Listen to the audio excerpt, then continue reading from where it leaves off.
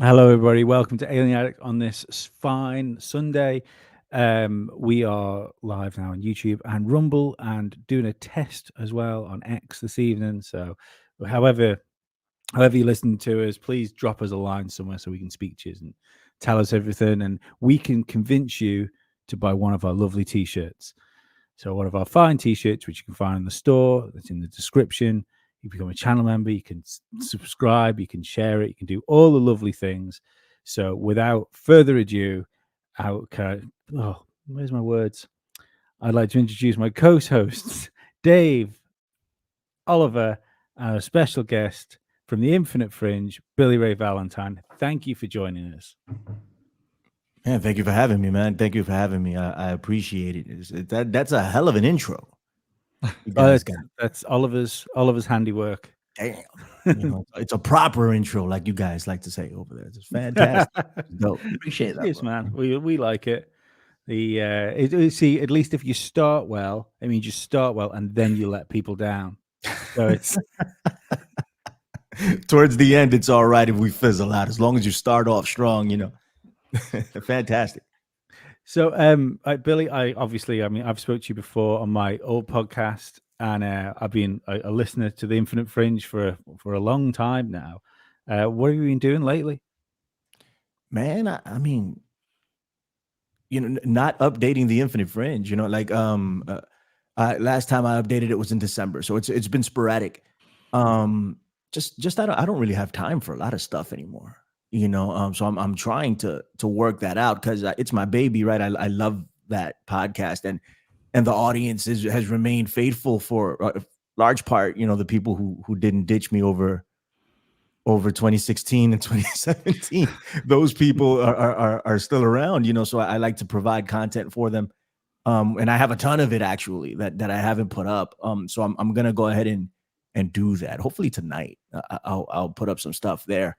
I'm still doing that actively, just not consistently, but we're trying to change that. We're doing America Unplugged on Rockfin with Tony Arterburn and Don Jeffries, and that's like a parapolitical show. We get into conspiracies also, but it's a heavily parapolitical, and we just take the headlines and dissect them. Everybody has a different view, and we talk about it and try to come up with rational conclusions to what's going on, as hard as that is to do. So we do that and freeworld.fm is the radio station that we're launching along with Tony Arterburn, where we are trying to launch like a Noah's Ark of sorts for the alternative media, for people to come over and provide content, for the people, and not necessarily get booted off because of your ideas of what you said, if it's counter to the mainstream. So that's what we're up to. It's busy, besides my day job, right? It's so there's always something to do. I'm experiencing heavy brain fog as a result of it. I think I don't know if I'm just trying to rationalize this and there's something else up, or it's really I just have too much stuff going on. It could be one of the two, but ultimately it's a good thing. I'm happy about it. Not about the brain fog, just about everything else that's going on. Lee put me onto you, Billy, and I've listened to quite a few episodes now. And you're from New York, aren't you? You saw the planes hit the towers. Yeah. Was that kind of where your conspiracy journey started, or was it prior to that?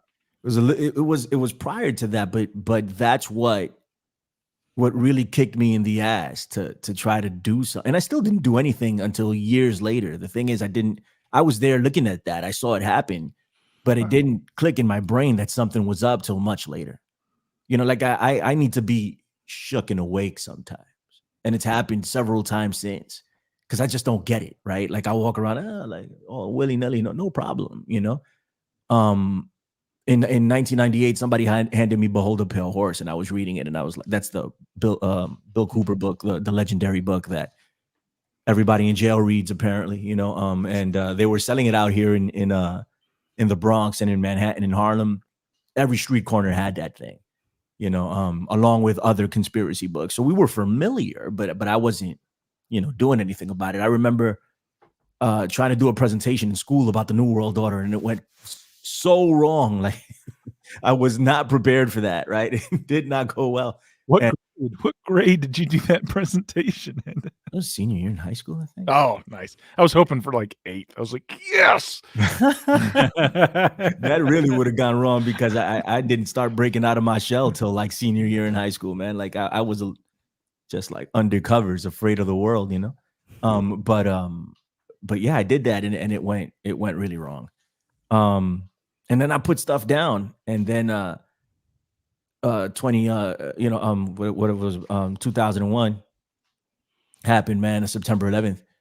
And I was there. Like, I was in the city, and one of the towers collapsed in front of my face. I remember going down there to pick up my girlfriend, who was my wife now. I went down to get her, she was working, and I was like, I'm gonna be a hero, or something. I mean, I wasn't really thinking in that manner, but I was like, I have to go get my girlfriend, and I have to go get my cousin, who was like literally across the street from the World Trade Center, because I used to work there. I went to high school across the street from the World Trade Center also, and I worked inside the towers for a long time, for about a year. I worked at the Gap. It was in the lobby of the Trade Center. So I was familiar with it, and I love those things. I love the scenery. I love the towers, and I spent a lot of my childhood down there. I was in Midtown when the attacks happened, and I saw it, and I walked the island of Manhattan from Midtown to the Village, from the Village all the way back to the Bronx. Oh no, bullshit, to 86th Street, because once I got on 80, the trains were running there, and we went back to the Bronx. It was something I'll never forget, right? But it didn't click because I was well programmed. This is one of the issues or conspiracies that actually has some teeth, in my opinion, that there's some traction there, and I can relate to it because I was fully indoctrinated in my, looking back, they colonized my brain fairly well. I was, man, like, this was Osama bin Laden. I remember I was with one of my best friends in life was with me that day, and another guy that I've lost contact with, he's a lawyer. And I remember turning to them. I'm like, this was Osama bin Laden. And I said that day. I had no idea who Osama bin Laden really even was. The mainstream had fed that to me, and I just bought it and believed it, and then years later in 2005, my cousin that I went to get down there, one of the guys that I went to get that went to school right across the street from the towers, he was the one that told me. He was like, listen, man, everything you know about that is wrong. Everything you believe about it is wrong. And I was like, get out of here, man. I'm like, come on. Disrespectfully, like, what are you talking about, dude? And he's like, no, man, seriously. And on his word, I went on to research it to disprove him, and I couldn't do it. And I was like, something's up, something's wrong. And that's why I'm here now, even though my beliefs have changed since. I've had, just like you guys, everybody grows, right? That's the whole point of this, right? And you get exposed to new information, and through that information, you change your perspective, right? And that's what I want to continue to happen. So not that I don't think there's a conspiracy about 9/11, right? But I used to say, hey, it was an inside job, right? Now I say, we've been lied to about 9/11. It's a shift, but it's one that I can prove, and it takes my opinion out of it. We've been lied to about 9/11. I can prove that. I think that's a fact. My opinions on what happened really isn't, who cares, right? I mean, we can share them and talk about them, and that's dope, but in the great scheme of things, it doesn't really matter. I can prove that we were lied to about it, and that's what catapulted me to do stuff. I wanted to do something, and I didn't know what to do. I've done activism down in at Ground Zero every year since 2005. Handing out flyers and talking to people about what happened. And that's helped shift my perspective about a lot of things. And it's been an educational experience for me also, but as far as like entering the alt media and doing this stuff, man, I wasn't really confident that I was the guy for the job. And in a lot of ways, I still feel the same way. But here I am, you know, and it's been a hell of a journey. I don't regret any of it. I've met some incredible people, and it's expanded my mind to a point where I'm a totally different person mentally than when I started, you know, and that's, how could you go wrong with that? I'm very satisfied and happy, and hope to continue doing that moving forward. How often do you do an interview with somebody now, and you go into that interview and you think, some of this is a little bit iffy, and then at the end of the interview you think, holy shit, that's what it's all about. I understand it now. That's a hell of a question. And I used to go in thinking, you know, damn, I'm doing an interview with this person, whomever this person is. And I'm like, oh my God, like I remember listening to that person, and I remember buying that person's books, and you know, and I was all like, oh my God, you know, and I really wouldn't, I believed what these people were saying, or at least I was sympathetic to the point that I was willing to listen. And I still want to keep that ear that I'm willing to listen to everything. But nowadays, there are not very many people that I sit down with and I'm like, oh man, that's it. Right. 9 times out of 10, I'm like, damn, that's wrong. You know, and I go somewhere else, you know, but there are a few people, and I'm not talking about alien stuff, right? That stuff is I love that stuff, and we can't prove it either way, you know. So that's the beautiful part about it, right? But things that are tangible, things that are here and that I can prove or disprove, that's a very different situation, and that's where the alternative media shifted. In my opinion, there was a shift, you know, or maybe it was always that way and I just didn't see it, but something happened to open my eyes to it, right? And if I'm sitting with somebody, I will push back on them and say, well, you know, what about this and what about that, and why do you think what you did, and why did you do X, Y, and Z, you know? Not a lot of people, and that's why I don't have as much output on the Fringe as I used to, because I'm pretty selective about who I have on. I still have new people on, you know, that I don't know. But as far as the cast of characters that I used to have on, you know, which I still call a lot of them friends, will I have them on again? It's a different story, you know, only but a few. But to answer that question quite specifically, the one time that I can remember that was most impactful in my journey was Neil Sanders. It's from the UK. I interviewed him, and Neil and I disagree on a lot of things, but he put me on to Cambridge Analytica and completely changed my perspective on so many things. You know, that was the one that I was like, oh my God, you know, I did not understand that. And now I kind of do, and it changes everything. It's like that I think the level of meddling that goes in on social media and on the internet and with the content we consume, right.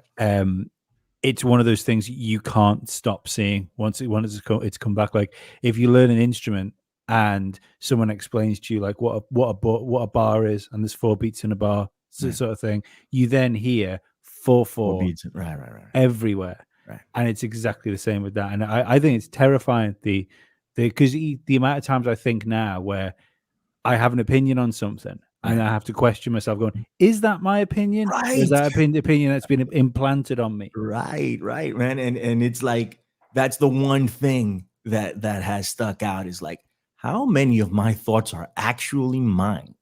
And if you stop and think about it, even doing things like this, like, because sometimes I think, are we doing like the bidding of the overlords, even doing what we're doing right now?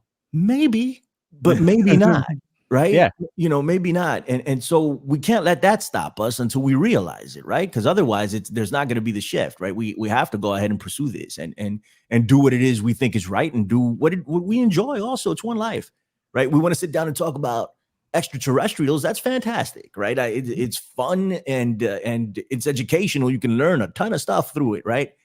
So we shouldn't stop, but we should be conscious that we could be being manipulated, and odds are that in some way, shape, or form we are.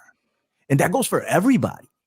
You know, all of us on this phone call, including me and everybody listening and everybody that's going to listen after the fact, we're probably being manipulated in some way, shape, or form. That some of your thoughts, if not all of your thoughts, did not originate in your brain. And that's just the reality of where we live.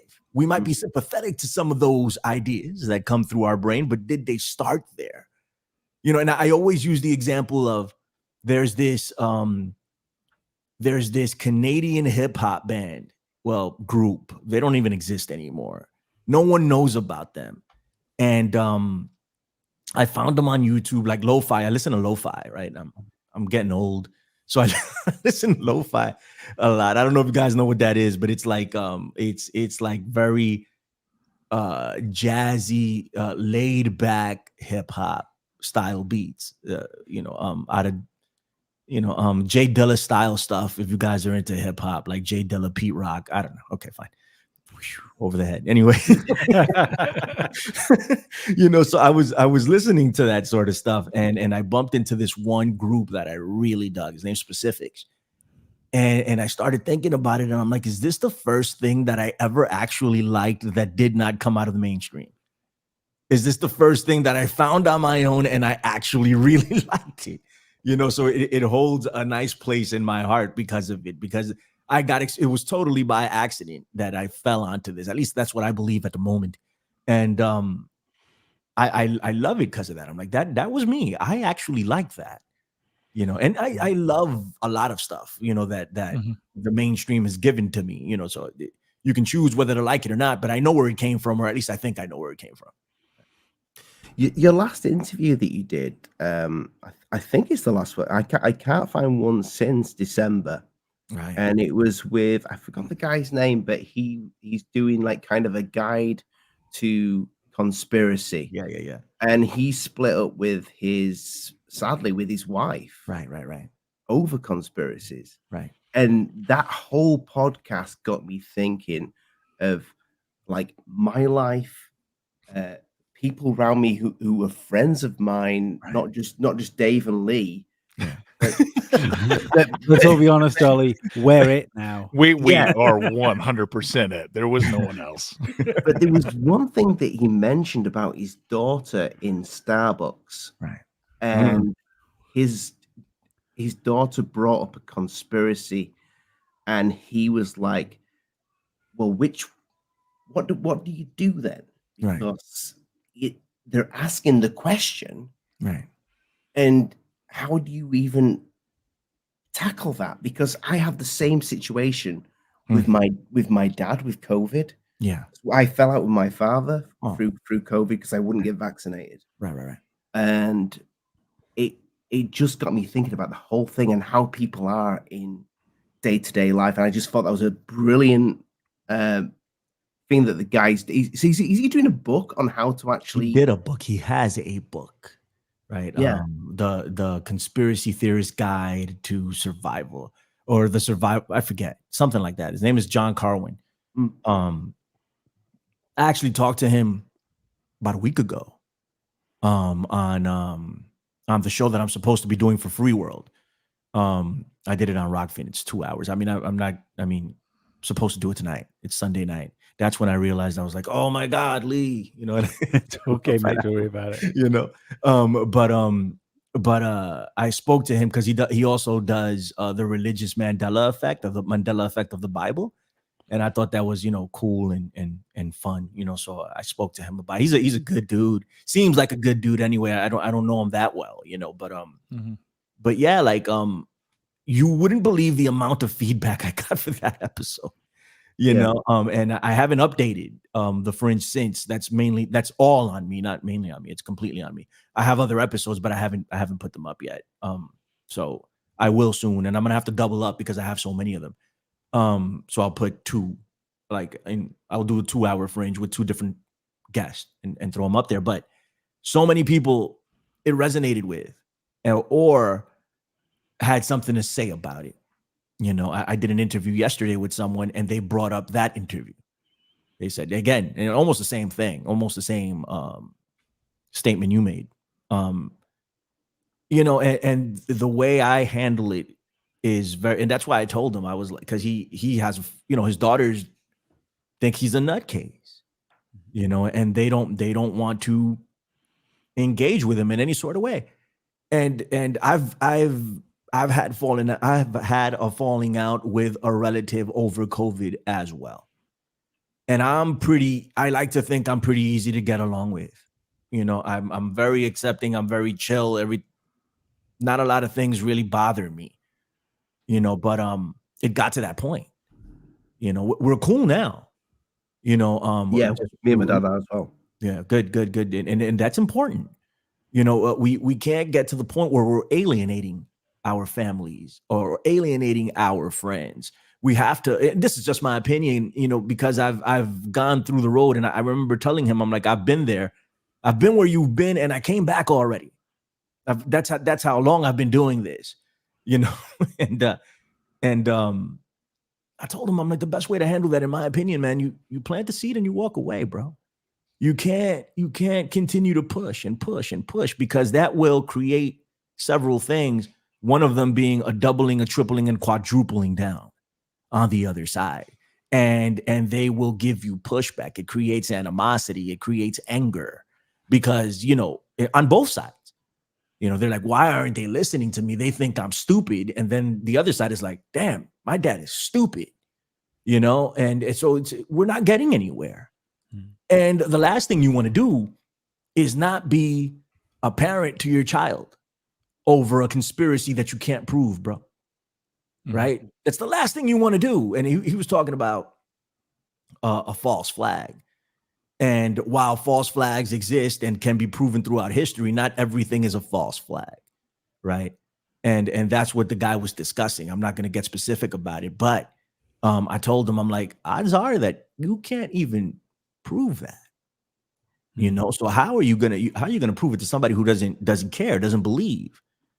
And I told him, I'm like, if you really want somebody to come to the knowledge, you drop the seed, you just you just say what's up, and then you keep it moving, and you handle it that way, and then you're amicable, and you continue to prove to them in your life and the way you lead it and the way you conduct yourself that you're not freaking crazy, right? You're not, you're not out of your mind. And there's a rational frame of mind that you have. There's steps that you take in order to come to the conclusions in which you come to. And then maybe you can sit down at the table and have a conversation about it. When I used to go and do activism, not used to, I do it every year, but it's on September 11th. Back in the day, I used to tell people, hey, I can prove to you that this was an inside job, and I had that attitude, and then I realized quickly that it wasn't really working. It worked with some, but not with everybody. And when I scaled down my approach, and then I made the realization that I didn't know, I couldn't prove that. And then I was like, but I can prove that we've been lied to. And a lot of people really don't care, right? So I need to be respectful of that and respect their mindset. If they're ever going to respect me, I need to respect them. And I was like, all right, so I took that approach. I'm like, here you go, and take that, read it. And if you want to hit me back, hit me back. If you don't, it's fine too. God bless you. Yeah. And that got 10 times, 20 times, 30 times more results than the other way, to being combative, being aggressive, being divisive, and that's what ultimately they seek to do with all of this stuff, is divide us to a point where we can't sit down and talk about it like rational human beings, right? And then it's a blow to the ego. And this is another thing that Cambridge Analytica had incorporated in their operation, that it's emotional. So it's a blow to the ego when you're wrong about something. I am happy to admit that I'm wrong. Now, I'm just like, okay, damn, I was wrong. You put me on to something new. Thank you. Thank you very much.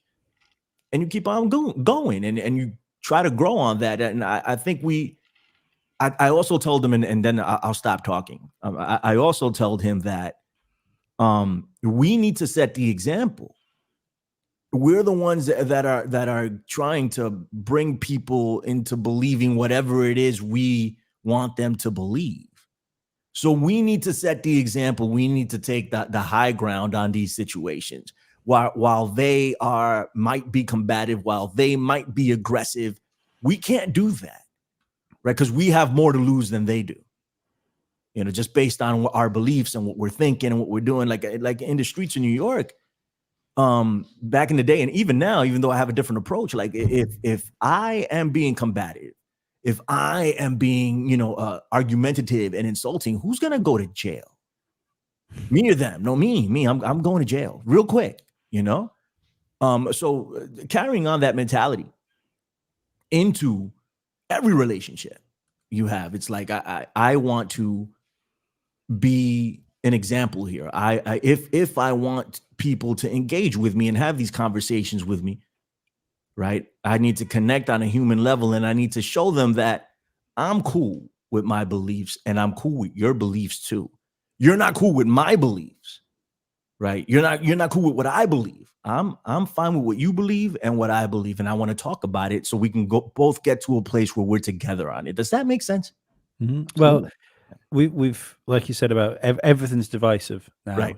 So it's if we're not arguing about race or gender or right. gender roles, right? It's all there. So you just have small groups of people that argue with each other about everything. So there's no chance of people sitting down and talk and go, well, how can we actually make things better for ourselves? Right. But I do think there seems to be a certain amount of people that it doesn't matter how polite you are about something, or even just how soft you are, they're not open to listen. So, right. and I was always the one, like, because I mean, obviously doing stuff like this, I love talking about conspiracies. I always have done.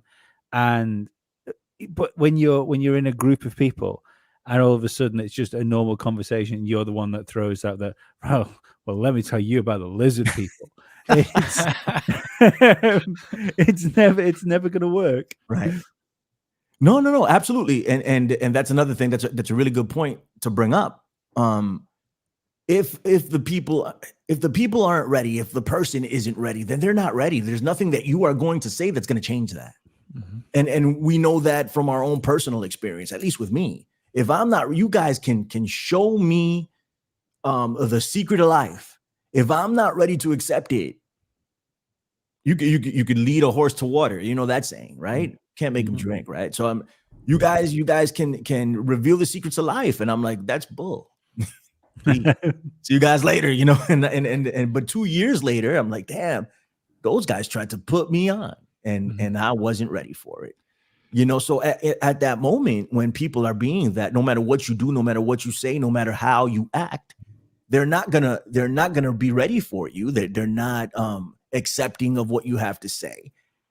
Then it's up to us to leave it alone. What are we going to do to change their mindset? Nothing, right? We've gotten to that point that we know that nothing's going to change their mindset.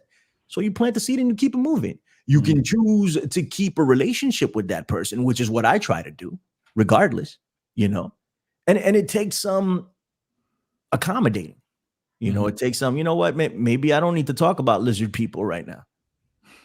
And there's a time and a place. Right? Are you going to go into your job, like the board meeting that you're having? And man, those reptiles, bro, they're really screwing things up. No, you're not, right? You're not going to do it. Odds are anyway. And if you do it, you're going to probably lose your job at some point, right? So, I mean, we just need to put ourselves in the boots of other people and try to reflect in that manner. And if people aren't ready, they're not ready. Nothing you're going to say is going to change it. So plant the seed, leave it alone. Do you think there's a certain amount of leeway with people now, though? Because I think it's probably the because I know you're not a big Trump fan, are you, by any stretch of the imagination? But I do think I'm not a fan, man. But I think the best thing that came out of his presidency, right, was it became painfully obvious that everything you watch on mainstream media and everything you watch what is just completely controlled. Right. And it's there was the Trump narrative and then definitely the COVID narrative when it came to mainstream media. Everything goes lockstep in those areas. Right. Do you think that's at least shook enough people where maybe they're not willing to take the amount of steps we've took to go, hang on, things aren't quite right. But I do get the feeling that there's more people around that, even if they're not outwardly sort of admitting it to themselves, they're going, things aren't adding up around here anymore. Right. Yeah, the world doesn't make as much sense as it did 2-3 years ago. Right. Yes. Ultimately, that's the case, right? There are more people now that know that something is wrong, right? Or that something is off. That's something that's definite at this point. There are more people now that know that something is wrong. But here's where my theory comes in, and it's not exclusively mine, but this is my current belief, and I think I can argue a point behind it.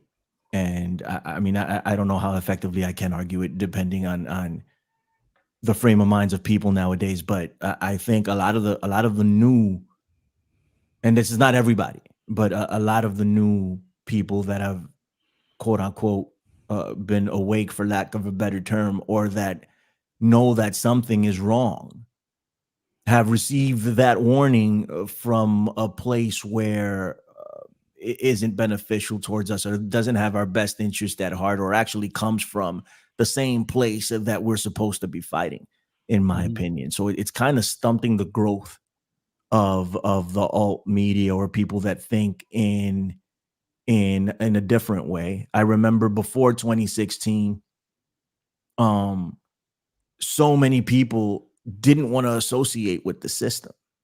You know, they didn't want to have anything to do with it. Anything here in the United States, whether you were right or left, there was people were dissatisfied.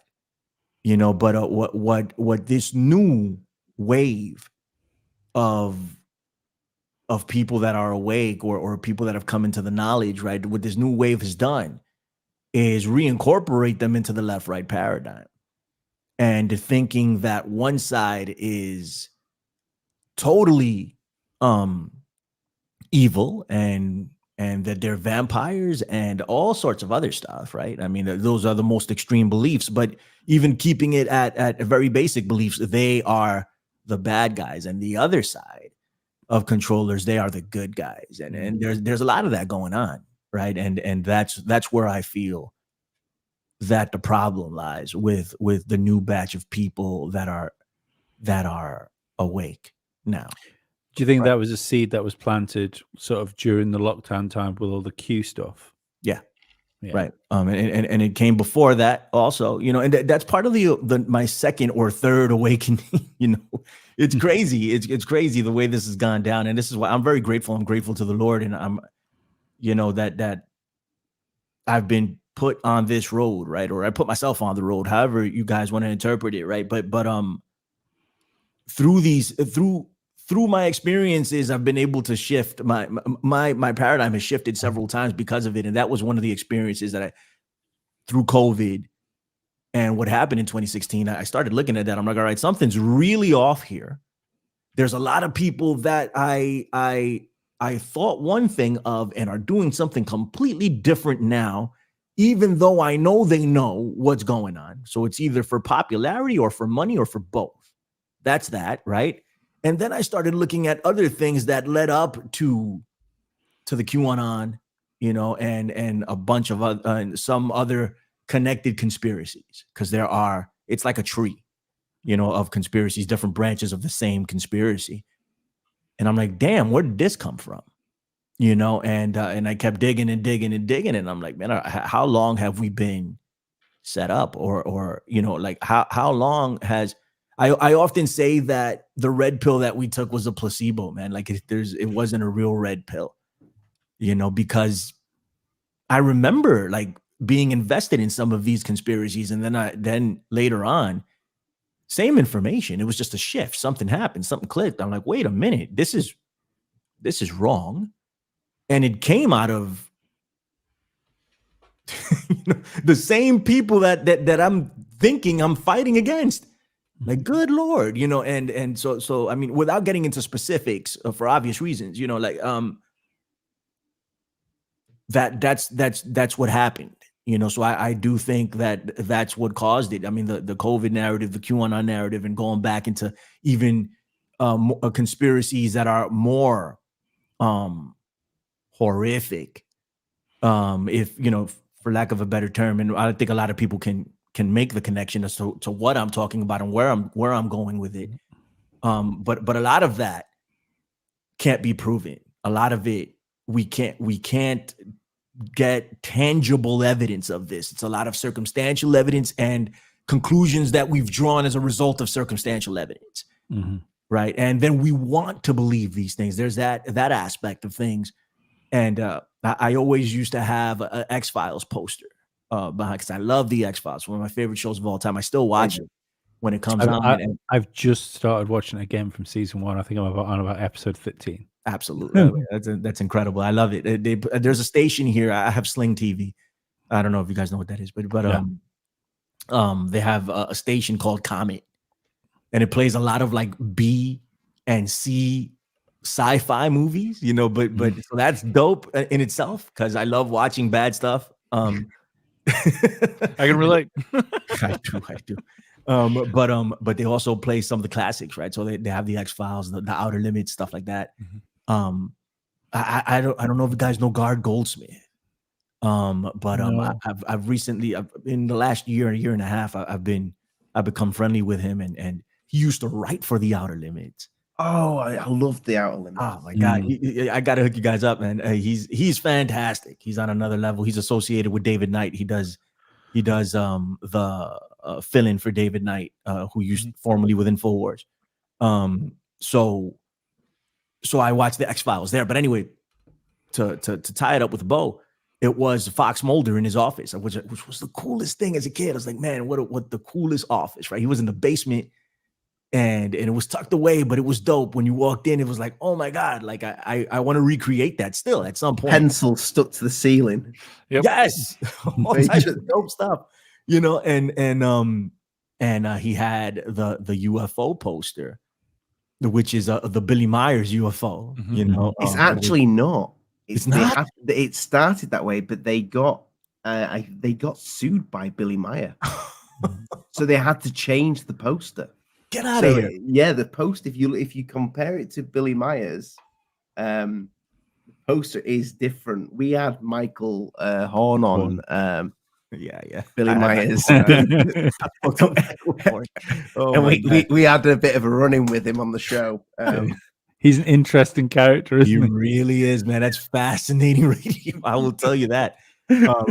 I'll tell you guys the story of me and Michael Horn, behind the scenes at some point. Not that it was anything bad. It was, but regardless, I didn't know that. But up until this point, I thought that it was still, the Billy Meyer UFO. But regardless, it says, I want to believe. Yeah. And I do. And I never realized how impactful that phrase was until my later, like as an adult. I'm like, damn, how much of this stuff do I want to believe? And that's why I believe it, because I want to believe in UFOs. I do. I want to believe in aliens. I want to believe in Bigfoot. I want to believe in the Loch Ness Monster. Since I was a kid, I've always wanted to believe these things. So I look for evidence trying to prove those things that I want to believe, not necessarily because they do exist, just because I want them to exist, and you might look the other way for evidence that proves differently because it's what you want. I still want to believe in UFOs, right? But how much did I want to believe those other conspiracies? I still get people that changed my perspective on 9/11, and I didn't want to believe that. Right? Somebody had to shake me awake on that, because I didn't want to believe it, and I still don't want to believe it. But people still change my perspective on that, where I'm like, oh, I always thought X, Y, and Z, and it's not that anymore. I think something different. So, but that's the thing, right? How much of this do we want to believe? How much of this have we been programmed to believe? And there's targeting for people of our mindset, for people that believe what we believe, right? Because even though we're in different areas, right? There's the UFO, there's the parapolitical, you can go all over the place. It's still the same umbrella.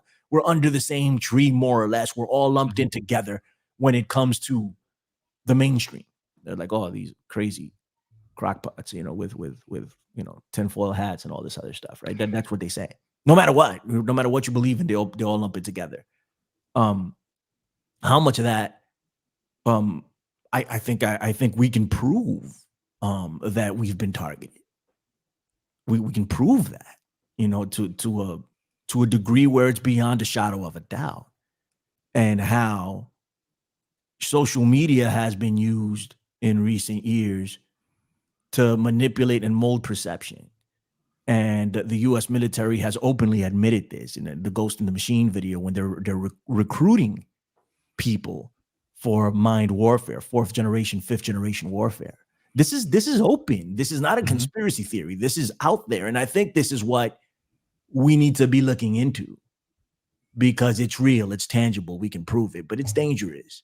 And then it may not be as exciting, even though I think it is, but to other people, it or maybe it's just not profitable enough. I don't know. But largely, the alternative media has turned a blind eye to that for whatever reason. I can't explain it. What do you think the reason is that we're kind of propping, or mainstream media is kind of propping up conspiracies now as well?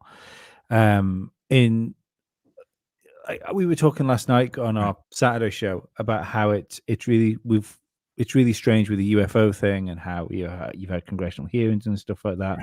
Right. I like, even when I got involved with Ollie on this channel, I've always been interested in UFOs, but I've never been like the alien guy. I've always been more interested in like conspiracy theories than ETs coming here. Yeah. But the minute that there was like direct government confirmation of like flying saucers and possible like biologics on them, is when I stopped believing in them altogether, because there's a reason. There's a reason why you're telling me that. Right. But we've gone from like in 2017, like an article in New York Times, to all of a sudden having like aliens landing in Las Vegas, being on like mainstream media, to all of those police cars at the Miami Mall. And regardless of what that footage was, that story was propped up, and the idea that there was some sort of gigantic creature walking around outside was pushed out there, because that's how the algorithms work. Yeah, but so I mean, I just wonder what the end game is with it. Man, I don't know what the end game is with it, but I think you're onto something. I think you're absolutely right. To be honest, I agree 100% with your assessment. I don't think that negates alien life. I think what it does is negate what the government is trying to push, right? There's no disclosure. There hasn't been any disclosure, in my opinion. Some people would say that there has been. I'm like, no, where? How? Because the Pentagon came out and said a couple of things, like they haven't lied before. What does that mean exactly, right? Like, it feels like they're getting the NPCs ready for something, though. Yeah, yeah, man. That's the thing, right? There's something going on. There's nothing. I think we can all agree on this, and if any of you disagree, please feel free. But I think nothing comes out of the mainstream without a purpose, meaning mainstream media, right? There's something to it. In particular, like, there's no coincidence that this has been plastered in the news cycle in the last few years. What happened before? Where was the shift? Why is this happening? Right? It's not exactly in Central America and in South American countries. That's the norm, right? Well, UFOs, ETs, the whole deal. Be like, yeah, I saw one over my house the other day. Oh, there it is. Or there's a UFO passing by. People are walking about their business. It's all good. They don't care because they've seen them 8,000 times. Here in the United States, it's a different culture. They're like, well, we've in the developed countries, it's a different culture.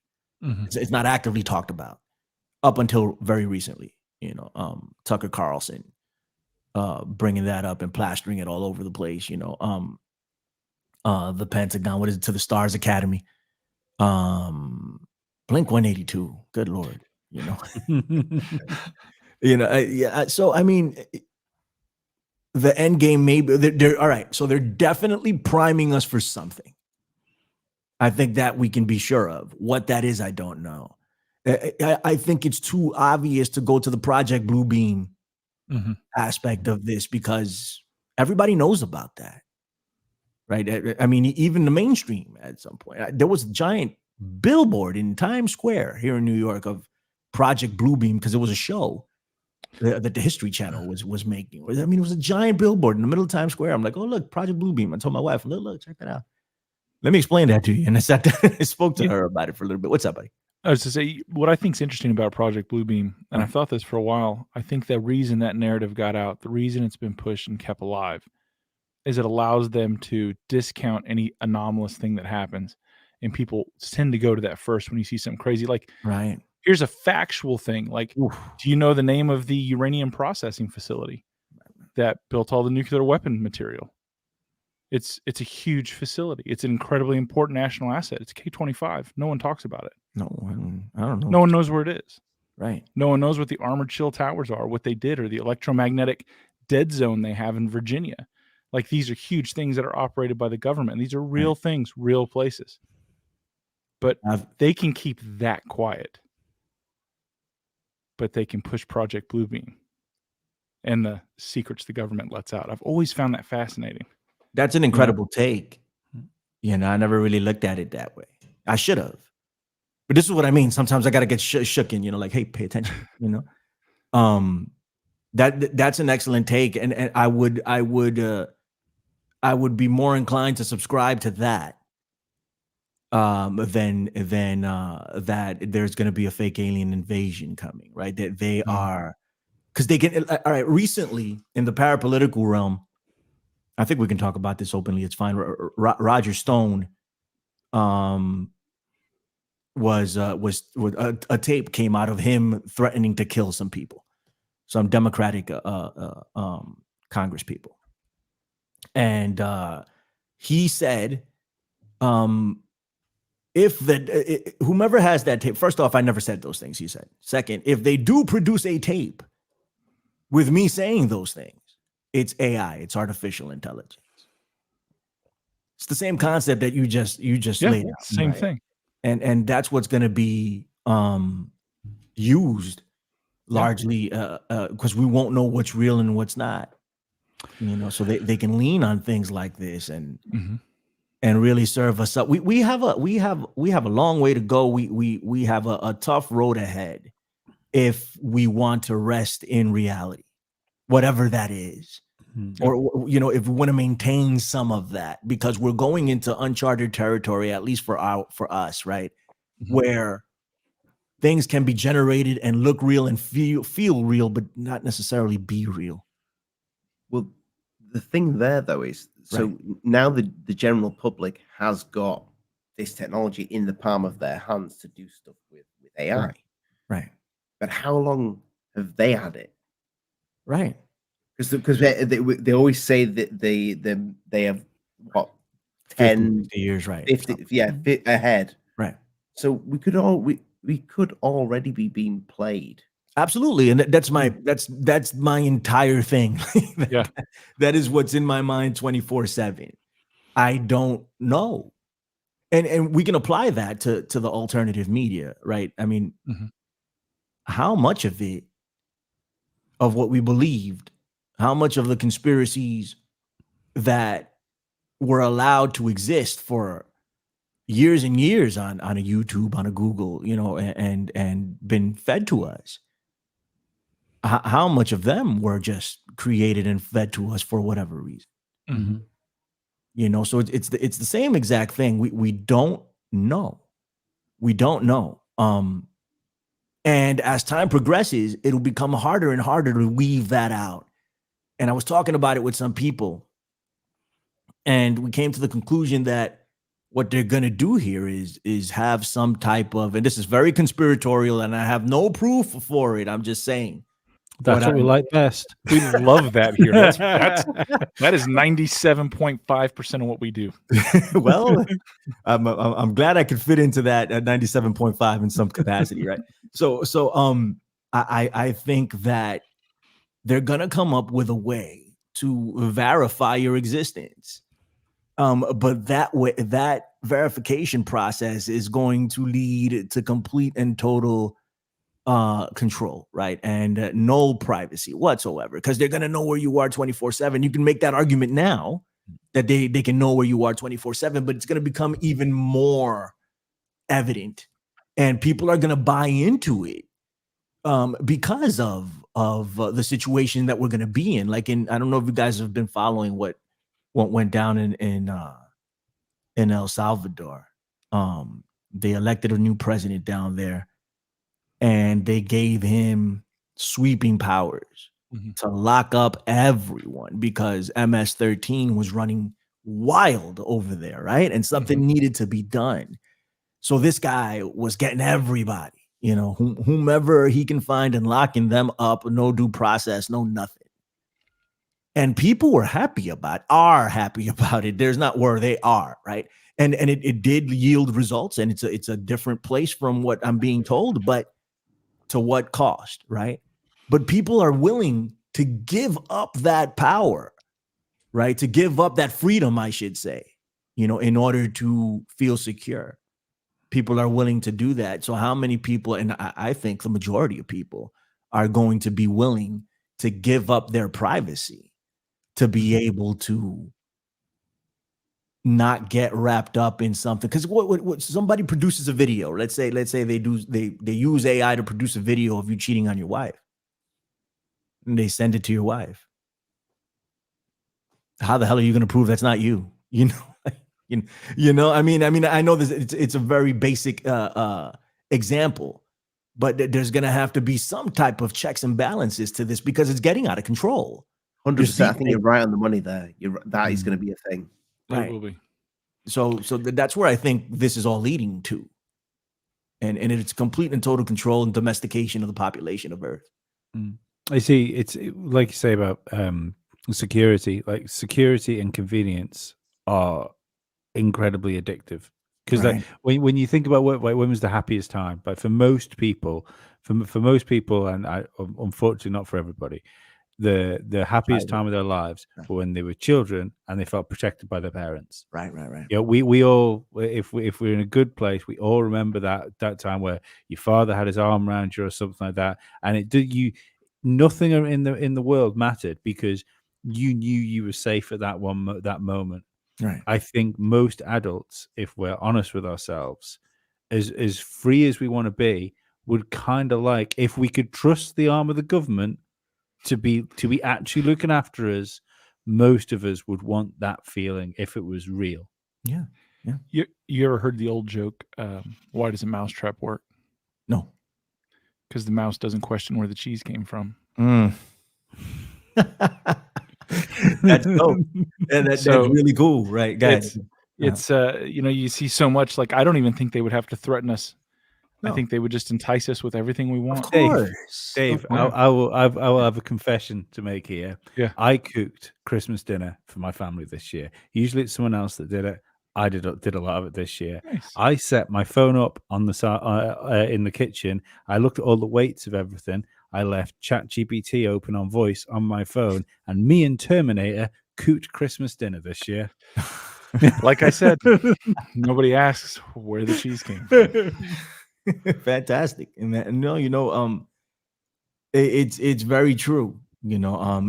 People want to be taken care of. They want to be secure, right? And they want convenience. They want comfort more than anything else. And it's understandable. I get it, right? I totally get it. But that's the way it's going to happen. I used to listen to Alex Jones often. And InfoWars. I still listen from time to time, but with a very different lens, a different ear than I did back then. But he would always talk about martial law, right? Hardcore martial law, tanks rolling down the street, the whole deal. That didn't happen. And they had a chance to do that, even though it did happen in some places of the world, but it was already happening there, it was already happening in these areas. But when COVID hit, I was expecting that. Me I was too. expecting martial I didn't law. think we were going back to normal. Right. Right. And I understand why, because of all the information that we had been fed previously. And I was already on this road, but that's what shook me open and it shook me awake. And I was like, wait a minute, this isn't going to go down this way at all. Because if they, if the population knows they're being enslaved, they're going to fight back. If I know this, they certainly do, because they're way smarter, than I am. They've been long gaming this for some time. So if I know you whip somebody long enough, they're going to revolt. It's going to happen. People, even if they don't want to, at some point, they're going to be like, listen, I'm going to die anyway. Right. So what's the best way to enslave somebody? Make them think that they're free. Right. No problem. So it's going to be with milk and honey, bro. It's not going to be down the barrel of a gun. They're going to give us everything we want. They kill us with love, kindness, and security. Right. You'll be safe. Right. You'll be secure. You'll be warm or cool. You'll have everything you need. Yeah. Just comply. Just comply. Yeah. And people will gladly do it, and those who are going to stand up against it because they have the eyes to see and the ears to hear, they're just going to wait you out. They're not going to do anything unless you're really, pushing the boundaries and, you do something violent or whatever. They'll lock your ass up. Right. But otherwise, they're just going to call you crazy, or they're just going to wait you out because it's going to be generational. The next generation is going to be more indoctrinated than it's already happened. Right. Like my kids, I use this example often. Like my kids don't know what it's like to live without a cell phone. They have no idea. They don't know what it's like to live without Google. They've rarely seen the inside of a library because there's no need to.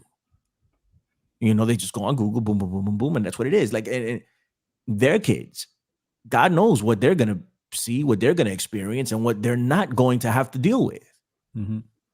And that's how they're just going to wait everything out.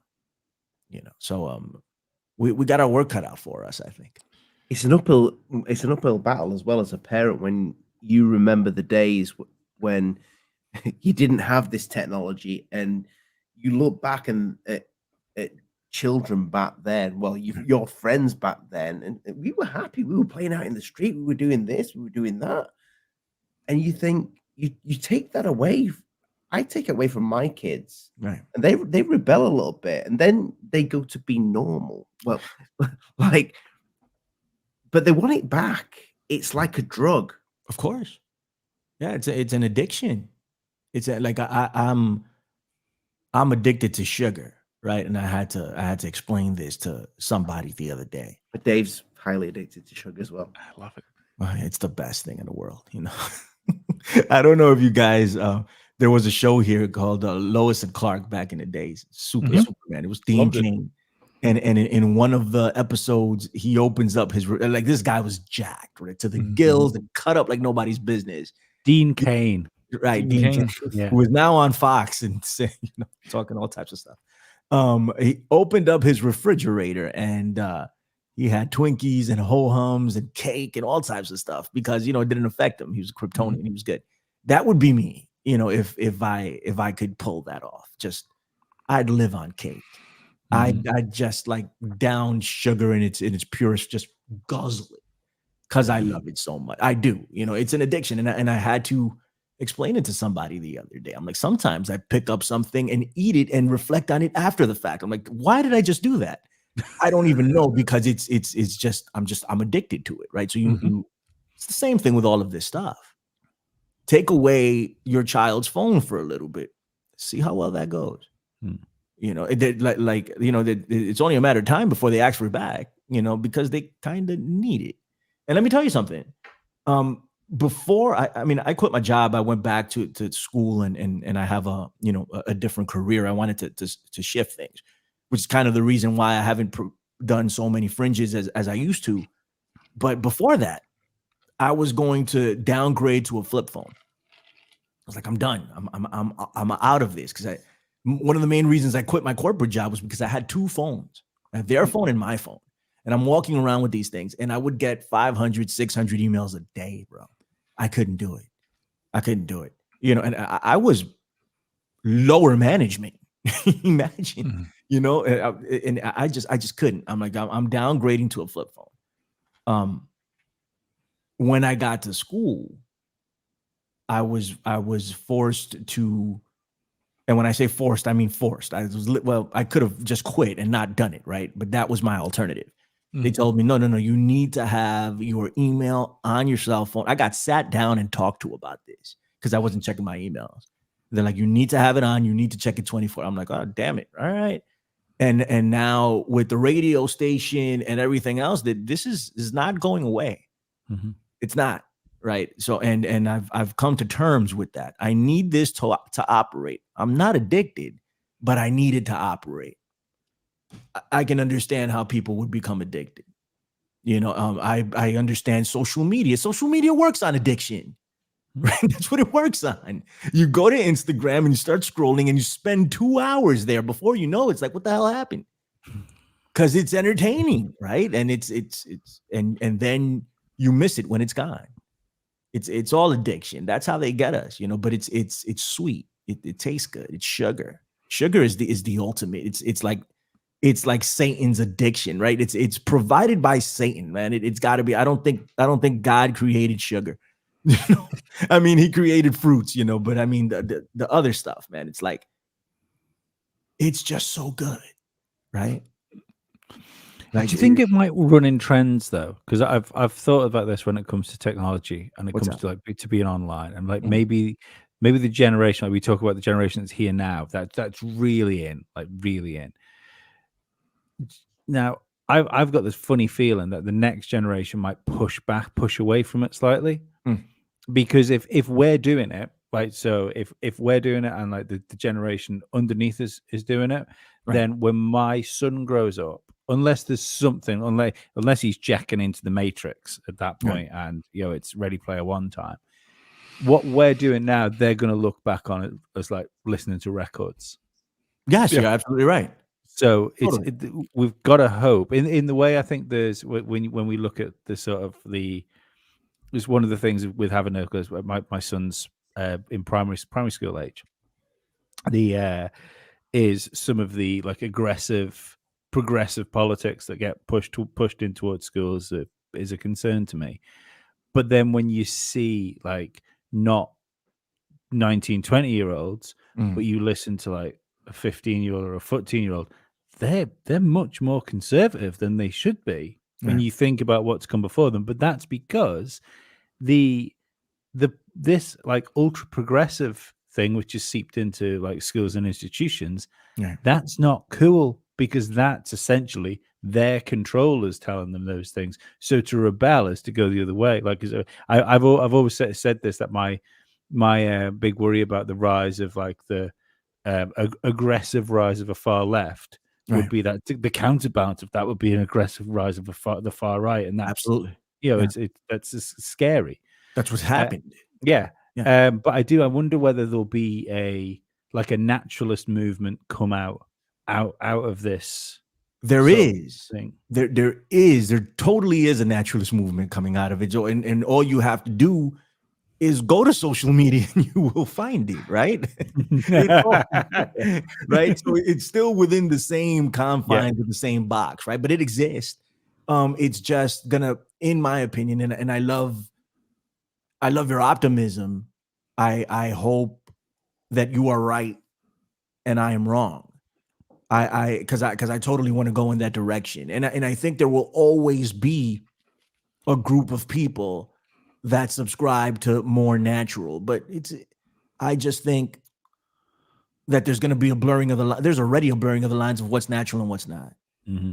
You know, people are going to really have to study this to figure out what's natural and what's not. Am I eating real chicken? Right.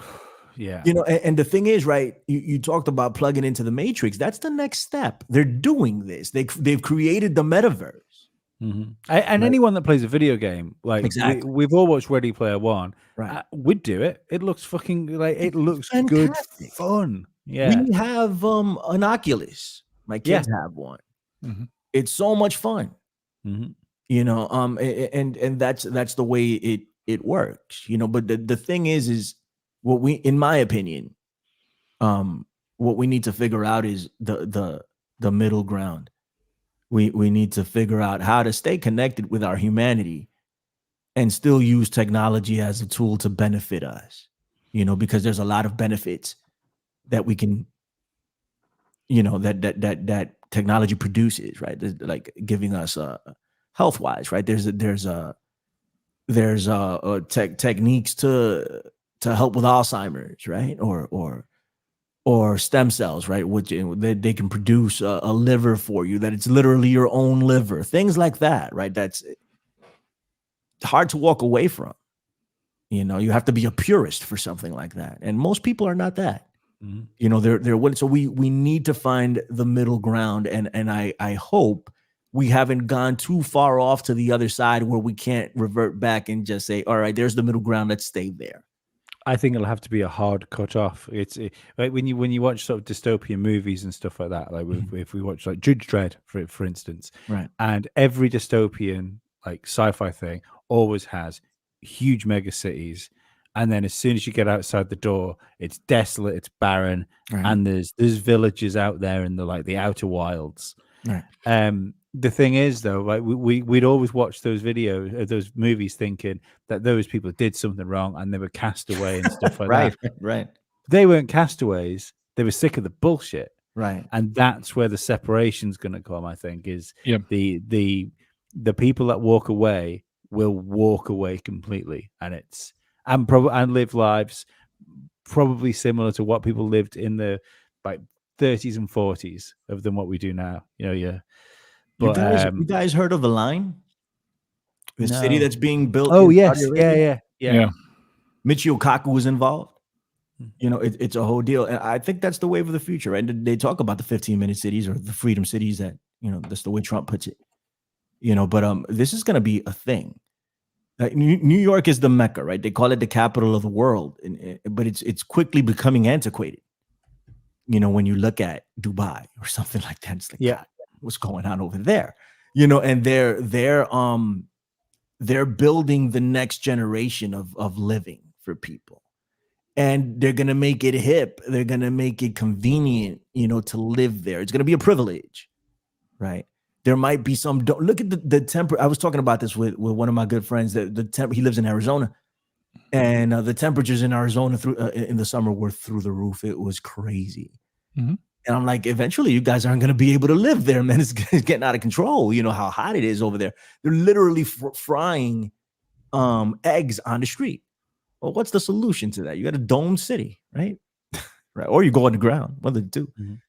But it's going to be a privilege to live there. You're going to have to do certain things in order to get in, right? Either get certain vaccinations or have a certain social credit score or something in order to get. It's not going to be free, right? So there are those people that are going to choose not to comply with the system. And those people exist right now, right? There's people that have separated, like my boy Tony Arterburn. He lives off the grid somewhere, right? Like completely away from everything. He still has his business, and he interacts with civilization, quote unquote, but he has his own thing. And there are people like that. But my fear is those people are few and far between. And most people are going to want to live at the line, right? Most people are going to want to live in the domed city, or at least they're going to be suckered into doing it. Will the rest of the world be laid barren, so you won't be able to live there or don't want to live there, right? Like there's no coincidence that, and when you brought that up, that example, it just flashed in my head. You think of something, it materializes in your thought immediately. Like if I say ball, everybody thought of a ball at some point, right? That something happened. So when you said that, it came up in my head, and I said, how many times did I see a movie where there was a city and right outside of it, it was all, like a desert wasteland. And this is what they may be setting up for the future, either they're setting it up or they know something, one of the two. Or they want us to believe that. That's why that's another thing. So much imaging. So like right now, like look at the people so there's this huge migration going on, especially from California to this, like the state I live in, Tennessee.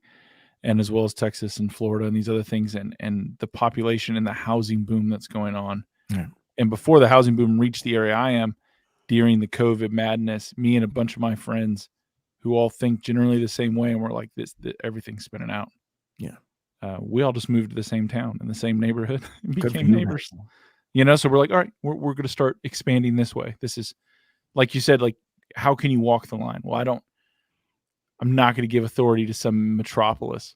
Yeah. I don't necessarily want to live off the grid. I want the internet. I need access. So how far on that line can we walk? Right. You know, and that's yeah. fantastic. You know, and I'd love to be able to do that one day. Like when COVID hit, so many people were like, you got to get out of New York. You got to get out of New York. It's a wrap, you know? And I'm like, I can't leave. I can't. You know, I have to stay. Everybody is here. My family is here. Where the hell am I going to go? Can't take them all with me. I don't have the funds to do that. I have to stay here. It's even when it's not a lot of people, it's the people that would move, that would go somewhere else. It's you if you've got a child and you're tied somewhere, you know, I would fucking live in Hades if it meant I was still with my child. You know, I wouldn't, you know, that's the problem. No, absolutely. And not to mention the fact that I don't know anything but New York City. I was born here, raised here, I've lived here all my life.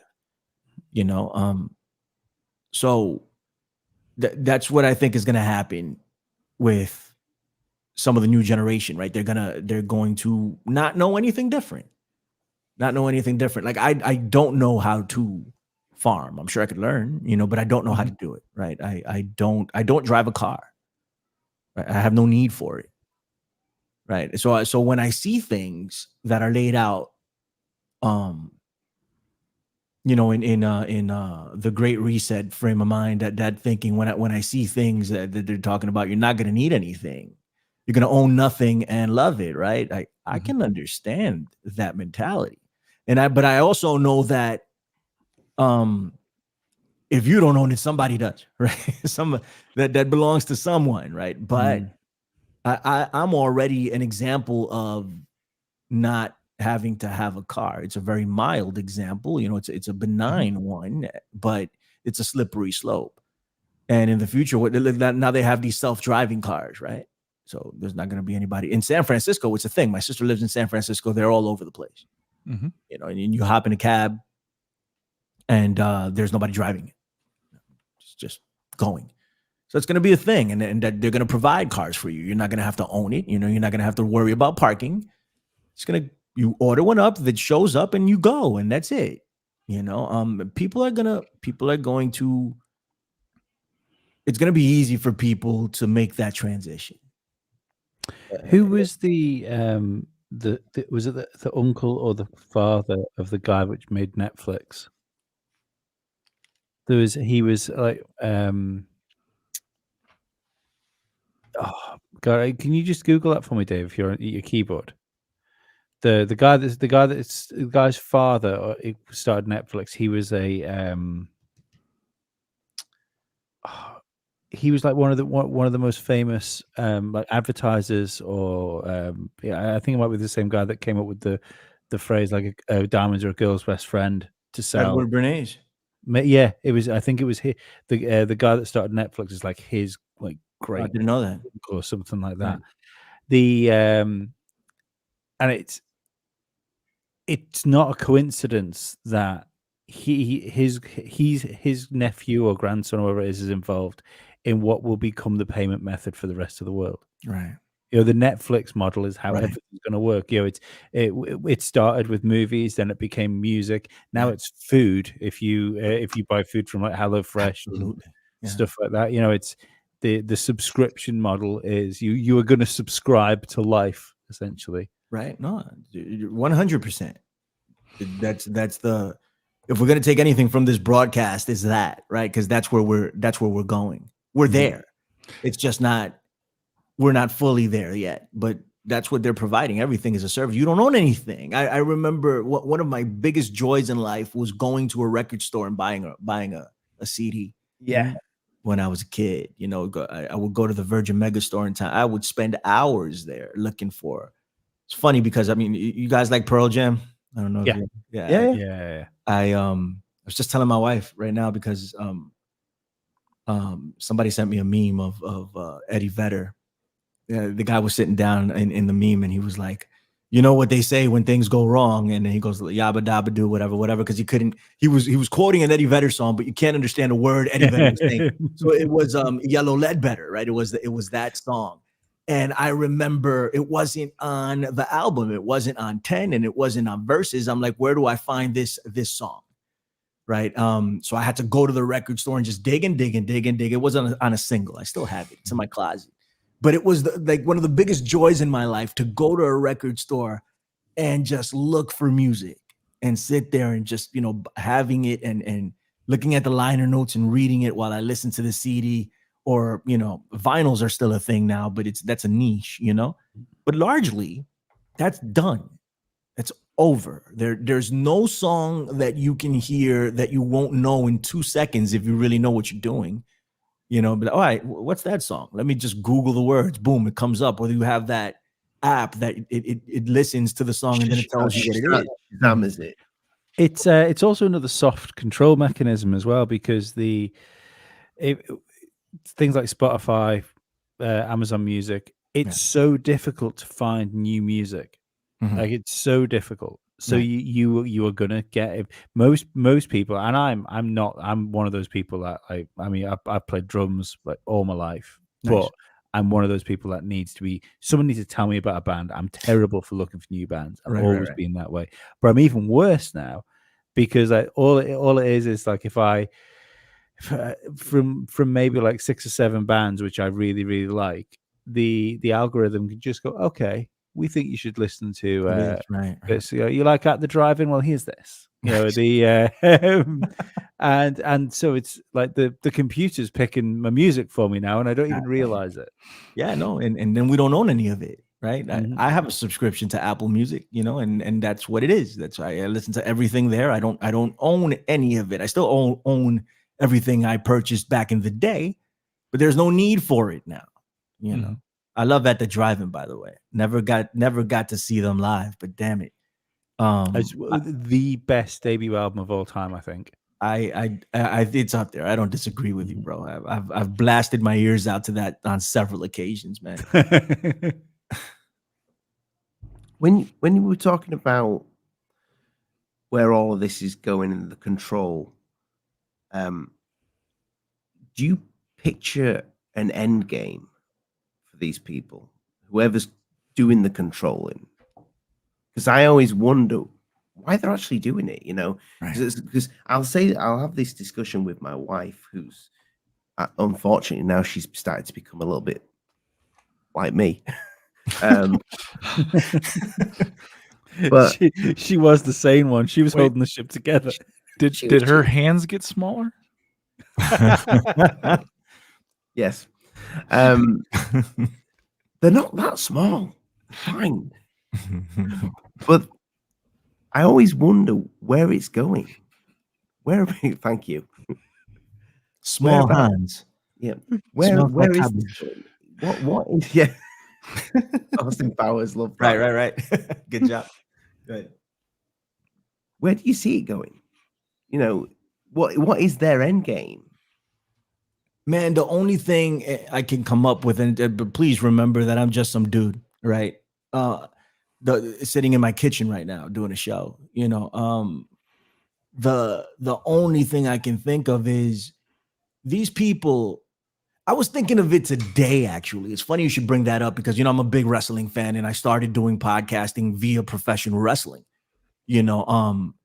And Vince McMahon, I don't know if you guys are following, but Jesus, so the stuff that came out about him this weekend, Wild. my God, incredible, disgusting. These people are degenerates. These people that make it to a level 9 times out of 10 that are billionaires, they're not like you and me. We don't think in the same manner.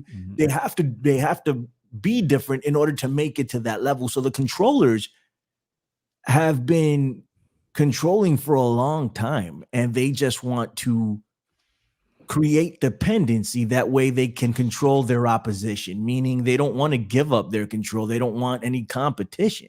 They want to remain in their positions, like the kings and queens throughout the world. They want to continue. There's a family. The family gets it. Their kids get it, right? Mm-hmm. You know, they don't give it to the commoners, right? They just don't. They Vince want is a good microcosm of that in general, isn't it? You know, he wouldn't let go of WWE. You know, it's and even up to the point of TKO taking over. You know, then he was on the board of TKO. Right. He just would not. I think he made that move because he didn't want to give it up. Right. That's why I think he sold it, and he sold it to one of his best friends. I don't know they're best friends, but they're really cool. You know, Ari Emanuel, who is related to Rahm Emanuel, brothers. Go figure. But yeah, like they don't want to give up control, and by controlling us, they can make sure of it, that they have their generational control forever and ever and ever and ever. It's a religion, and people look at it and they won't they can't subscribe to it. They can't make the leap. But in our own lives, we see religion, whether you subscribe to religion or not, whether you're a Muslim or you're a Christian or whatever, pick it, fill it in, right? Judaism, Buddhism, things have been around for I don't know how many years. And people continue to subscribe to these religions generation after generation after generation. I think it's the same for them. Control is their religion, and they continue to subscribe to it generationally.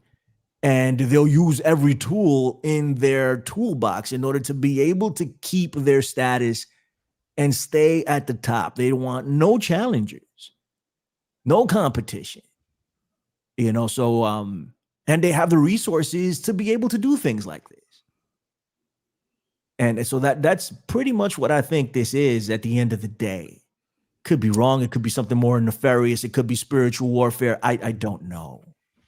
But the one thing I can say is that I've been in the years that I've been on this planet, I've been able to observe the people in power, and they don't want to let it go.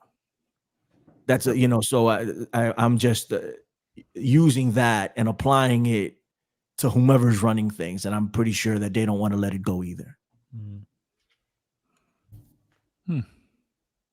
Yeah, I mean that's something you could say from like the actual worst outcome from what happened during the COVID thing was the massive transfer of wealth from people. You know, it's so if you want to look at a way that was used to keep the controllers in power, that was a better way than locking us up, making us poor. The interesting thing, like we talk about the people in power and rulers and the ones who make decisions. And a friend of mine shared a really interesting quote that all of society is held up. It's a very thin veneer that's held up by a select group of people who keep the fundamental things running. And that pool of people is getting scarcer and scarcer and scarcer. People who run, just think of utilities. Just utilities. I know it's something I bring up on the show a lot. Just utilities. Water, wastewater, electric, gas. These require people that are skilled in particular trades. That pool is getting smaller. That the average age is getting higher and higher. And you have a lot of these people, when you watch them on their political platforms and they give out their, they pontificate upon themselves and give each other platitudes and fake medals, and they fly around the world in their jets. It's all great.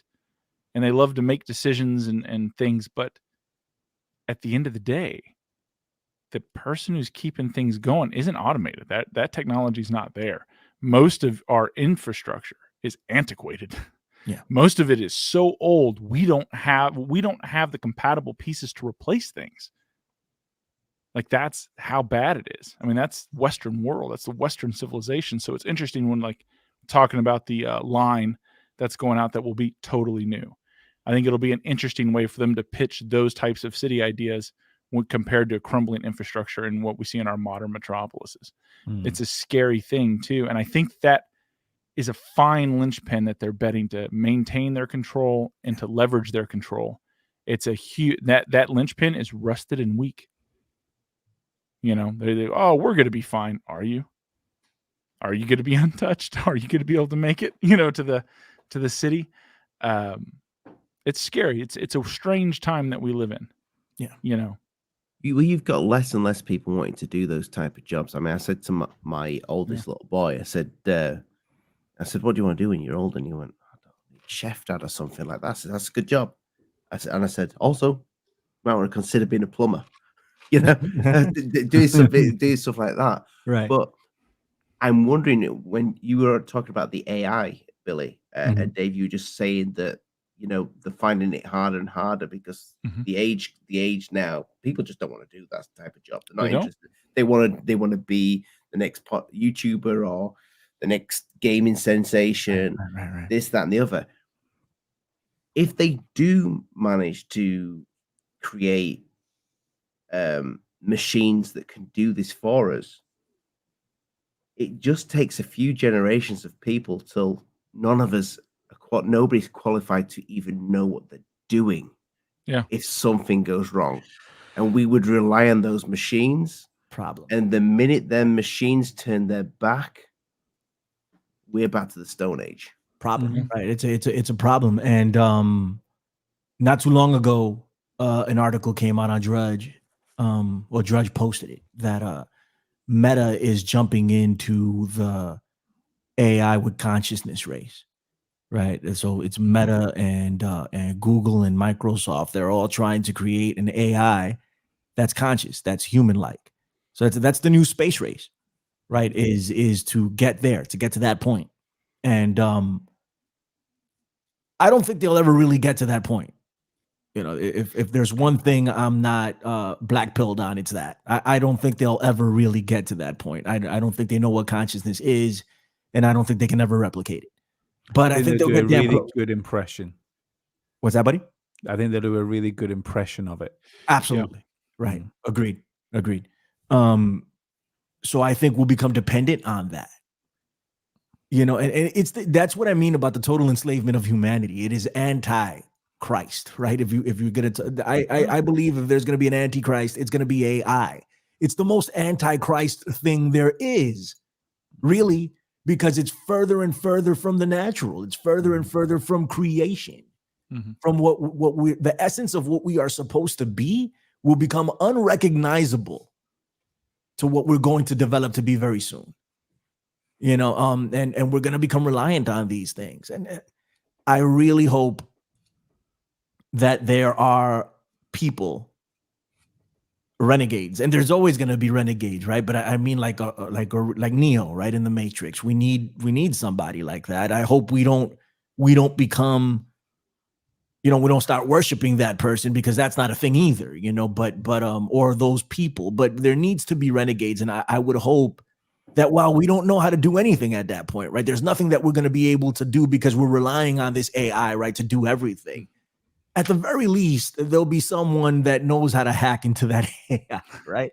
At the very least, right, that they subscribe to the system so much, or they're one of these savants, right? That, and I know a few of those. I know at least two that are just brilliant people. You know, they're socially awkward, but it goes hand in hand. right. But I mean, brilliant, right? That can figure something like this out. And regardless, while I think that we have a long way to go and it's going to be very, very tough, I do think there will always be that glitch in the matrix, you know, to remind people of who we are. David Icke said something once, and it never left my brain. You know, he said, you take a rubber ball and you have like a fish tank, and you take that rubber ball and grab your hand and put the rubber ball all the way to the bottom of the fish tank. If you take your hand away, the ball's gonna go right back up. You have to keep your hand on that ball in order to maintain control of it at all times. And I think that's what humanity is. They got to keep their boot on our necks at all times. Otherwise, we're going to pop up. It's like nature. You walk around the streets in New York City, you see the roots of the trees breaking the concrete. Mhm. We got to continue to maintain in order to keep nature at bay. We got to continue to do it over and over again. It's never ending because we Maybe can't keep it down. that's What's up? maybe that's a good sign then Yeah. that the controllers are throwing all this stuff at us. Maybe. Because I'd love that. because right now it seems that everything is being thrown at us in one go, Yeah. and you only do that in times of desperation. Right. No, I do think there's something to it. And I am hopeful. I'm just cautious, or maybe a little bit more than that, right? I am afraid for where we are going, and I don't have the means of pulling the majority away from it. So it's just to go back to the conversation we were having at the top of the hour. Mhm. You know, they're going to be ready when they're going to be ready. We can jump up and down and wave our flags and say, "Hey, man, there's a train coming. Get out of the way. There's a train coming." They're not going to get out of the way until they see the train. And some people may not see that train until it's right in front of them. You know, and then it may be too late. But I hope that we see it with enough time to avert it, if that makes sense. Yeah, I think I hope so. I'm not 100% black pilled on things yet. Mhm. I think I still hold faith that if there is people out there that want to control, then there is because the people the other side wouldn't even have to be good people. They would just have to be slightly better, you know, and not want to see everything like fall into some sort of Orwellian dystopia. Right. But that feels like a good point to pull the plug on this show. Billy, thank you very much for coming on the podcast. It's been wonderful to have you here. It's been Can we really get good you fun. back, Billy? Whenever you guys want, brother. I'd love. I had a blast. Whenever you guys want me to come on, I'd love to come on. And you guys got to come on the Fringe. Oh, I'd got- love to we come on got- the Fringe. That we- would be a big one for me. I'd enjoy that a lot. I'd love to have you guys on, man. So yeah, absolutely. You guys have my contact information. It was a blast. I enjoyed it very much, and you guys are doing excellent work, man. I for real, like I really enjoyed my time. So thank you for having me. I appreciate Cheers, it. man. Thank you for coming. Tell everyone whenabouts you think maybe possibly the next Fringe is coming out and what's coming up on America Unplugged. Well, this week I'm dropping a ton of them. I have We've got all the links in the description for you. Thank you, buddy.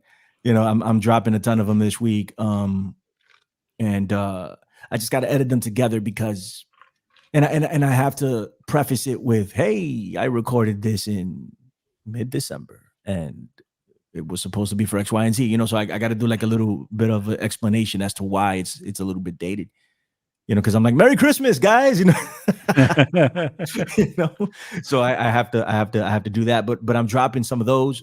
So the infinitefringe.podbeam.com and the Infinite Fringe on Apple Podcast. Thank you for supporting and listening. Anybody who's ever listened to anything I've done, thank you so much. America Unplugged, AmericaUnplugged.com, and America Unplugged on Rockfin, 12 p.m. Eastern every Saturday. That's with Tony Arterburn and Don Jeffries. And what else we have? Freeworld.fm.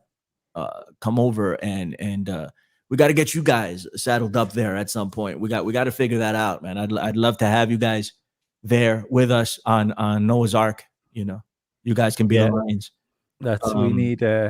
We might need somewhere to hide soon. Yeah, probably.